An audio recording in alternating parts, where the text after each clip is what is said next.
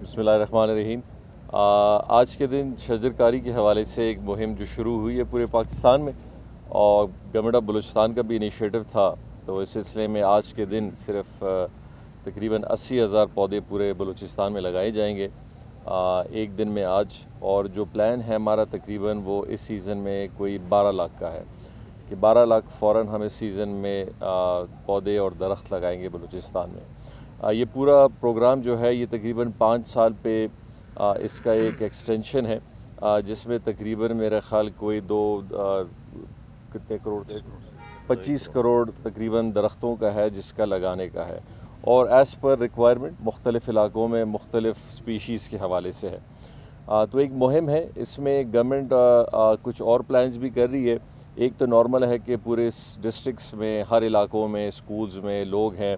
ये शजरकारी मुहिम में हिस्सा लें as a environmental factor, as a good gesture. ये हमारी एक सोशल रिस्पॉन्सिबिलिटी भी बनती है, लेकिन इसको थोड़ा सा प्रोफेशनल वे में ले जाने के लिए भी ज़रूरत है,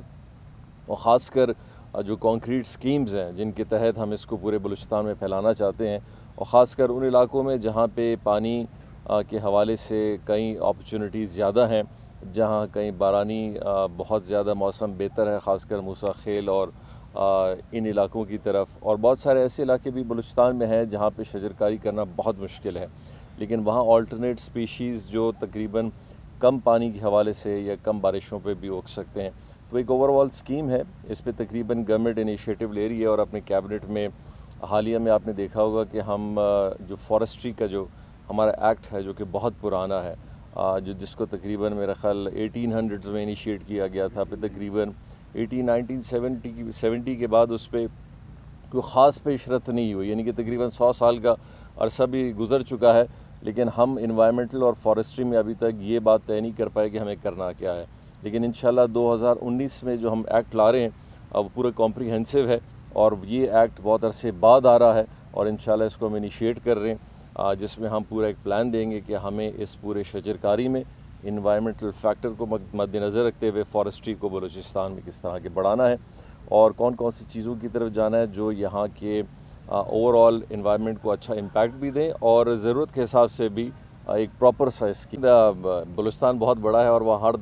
दरख्त पे नज़र रखना बड़ा मुश्किल होगा, ना आपकी पहुँचेगी ना हमारी पहुँचेगी, लेकिन ये एक सोशल जो रिस्पॉन्सिबिलिटी है इसकी तरफ स्लोली एंड ग्रेजुअली ले जा रहे हैं। माजी में अमूमन क्या हुआ है कि शजरकारी हुई है, जिस तरह आज यहाँ एक दरख्त लगा दिया गया, इसी तरह बहुत सारे आपको दरख्त माजी के CMs के इसी तरह नज़र आएंगे, इसी तरह आपको मिनिस्ट्रान के नज़र आएंगे, इसी तरह सोशल स्कूल्स में नज़र आएंगे।